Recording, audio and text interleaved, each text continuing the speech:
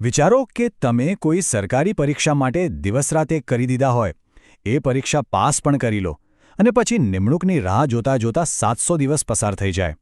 આ કહાની છે ગુજરાતના એવા 100 મલ્ટીપર્પઝ હેલ્થ વર્કર ઉમેદવારોની જેમનું ભવિષ્ય અદ્ધરતાલ છે.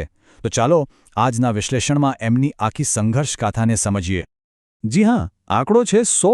આ કોઈ સામાન્ય સંખ્યા નથી. આ 100 પરિવારોના સપના છે. 100 એવા યુવાનોની મહેનત છે જેમણે પરીક્ષા પાસ કરીને પોતાની યોગ્યતા સાબિત કરી દીધી છે. છતાં પણ આજે એ બધા એક અનિશ્ચિત ભવિષ્ય સામે જોઈ રહ્યા છે. અને આ રાહ કેટલી લાંબી છે? 700 કરતાં પણ વધારે દિવસ. મતલબ કે લગભગ 2 વર્ષ. વિચાર તો કરો, દરરોજ સવારે એક જ આશા સાથે ઉઠવું કે કદાચ આજે નિમણૂક પત્ર આવશે. આ માત્ર સમયનો બગાડ નથી, પણ એક પ્રકારની માનસિક યાતના છે. તો સૌથી મોટો અને મૂળભૂત સવાલ એ જ છે કે જો એમને પરીક્ષા પાસ કરી લીધી, પસંદગી પણ થઈ ગઈ, તો પછી એમની નિમણૂક કેમ અટકી ગઈ છે? આખી વાતમાં ક્યાંક તો ગૂંચવણ છે. ચાલો આ ગૂંચને ઉકેલવાનો પ્રયત્ન કરીએ. સૌથી પહેલાં તો એ સમજવું જરૂરી છે કે આ ઉમેદવારો અહીં સુધી પહોંચ્યા કેવી રીતે. એમની આ સફર બિલકુલ સહેલી નહોતી.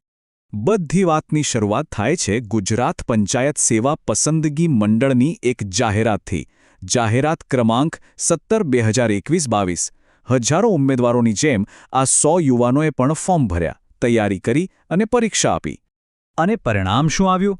તેઓ માત્ર પરીક્ષા પાસ જ ન થયા, પણ બીજા લિસ્ટમાં એમનું નામ પણ આવ્યું. એમના અને એમના પરિવાર માટે એ ખરેખર એક ગર્વની ક્ષણ હતી. એક ઉજ્જવળ ભવિષ્ય દેખાઈ રહ્યું હતું. પણ કહેવાય છે ને કે ક્યારેક મંઝિલની એકદમ નજીક પહોંચીને પણ રસ્તો અટકી જાય છે. અહીંયા પણ કંઈક એવું જ થયું. બધું જ બરાબર ચાલી રહ્યું હતું અને અચાનક આખી પ્રક્રિયા પર બ્રેક લાગી ગઈ. તારીખ હતી 7 ફેબ્રુઆરી 2024. આ દિવસ એમના માટે ખૂબ જ મહત્વનો હતો. એમને જિલ્લા પસંદગી માટે બોલાવવામાં આવ્યા હતા. મતલબ કે નોકરી હવે બસ હાથ વેતમાં જ હતી. પણ એમની આ ખુશી બહુ લાંબી ટકી નહીં. અચાનક માનનીય હાઈકોર્ટના એક સ્ટે ઓર્ડરે એમની બધી આશાઓ પર પાણી ફેરવી દીધું. પણ આ ઉમેદવારો હિંમત હારનારાઓમાંથી નહોતા. એમણે પોતાની વાત પહોંચાડવા માટે, ન્યાય મેળવવા માટે દરેક સંભવ પ્રયત્ન કર્યો. જુઓ, એમણે કોઈ કસર નથી છોડી. અધ્યક્ષશ્રીને મળ્યા, સચિવશ્રીને મળ્યા, વિભાગના મંત્રીશ્રી સુધી પણ પહોંચ્યા. કેટલીય લેખિત અને મૌખિક રજૂઆતો કરી. એમણે દરેક દરવાજો ખખડાવ્યો એ આશામાં કે કોઈ તો એમની વાત સાંભળશે. પણ આટલી બધી મહેનત, આટલી બધી રજૂઆતો પછી શું થયું? પરિણામ શૂન્ય. આજ સુધી એમને માત્ર આશ્વાસનો જ મળ્યા છે, નિમણૂક પત્ર નહીં. અને એમની રાહ જોવાનો સિલસિલો આજે પણ ચાલુ જ છે. આ 2 વર્ષનો જે વિલંબ છે એ માત્ર કેલેન્ડરના પાના નથી ફેરવી રહ્યો. એ આ યુવાનોની હિંમત, એમની ધીરજ અને એમના સપનાઓને તોડી રહ્યો છે. ચાલો એમની પીડાને એમના જ શબ્દોમાં સમજવાનો પ્રયત્ન કરીએ. એવું ઉમેદવારોનું કહેવું છે કે અમે 100 ઉમેદવારો નિર્દોષ છીએ, છતાં પણ અમારી 2 વર્ષની નોકરી ગુમાવવી પડી અને અમે અનેક યાતના અને પીડા ભોગવી રહ્યા છીએ. આ શબ્દોમાં એમની લાચારી અને એમની સાથે થઈ રહેલા અન્યાયની લાગણી સ્પષ્ટપણે દેખાઈ રહી છે.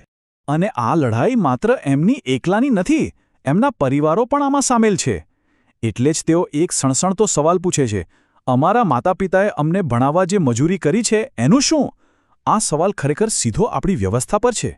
અને અંતે એમની બધી ચિંતાઓ, બધી જ વેદના આ 3 શબ્દોમાં સમાઈ જાય છે: અમારું ભવિષ્ય જોખમમાં છે. આ માત્ર એક વાક્ય નથી, આ 100 યુવાનોના તૂટતા સપના અને અનિશ્ચિત ભવિષ્યની એક દર્દનાક ચીસ છે. તો આ આખી પરિસ્થિતિને જોયા પછી અમુક સવાલો પાછળ રહી જાય છે. એવા સવાલો જેનો જવાબ મળવો ખૂબ જ જરૂરી છે, કારણ કે એના પર જ આ 100 ઉમેદવારોનું ભવિષ્ય ટકેલું છે. કારણ કે આ વાત ખાલી એક નોકરીની નથી, આ વાત એમના પરિવારના ગુજરાન ચલાવવાની છે, એમના માતા પિતાના સપના પૂરા કરવાની છે અને એમની આર્થિક સુરક્ષાની છે. એમના માટે આ નોકરી એક જીવન રેખા જેવી છે. અને અંતે આપણે એ જ સવાલ પર આવીને ઊભા રહીએ છીએ જે આ ઉમેદવારો છેલ્લા 700 દિવસથી પૂછી રહ્યા છે.